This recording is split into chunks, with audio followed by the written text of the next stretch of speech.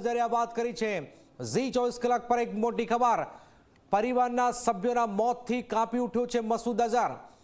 ભારતના એક્શન બાદ લોહીના આંસુ રડી રહ્યો છે મસૂદ અઝહર।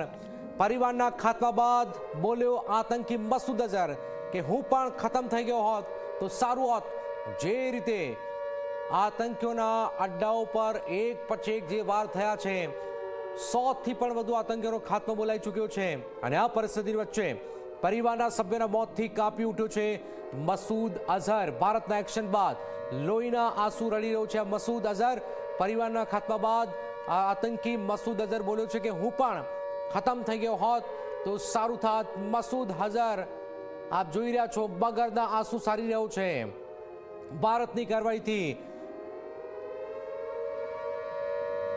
14 એના ઘરના હાજરમાં 14 લોકો હતા, પરિવારના 14 લોકો હતા, એ 14 લોકોનો ખાત્મો થયો છે।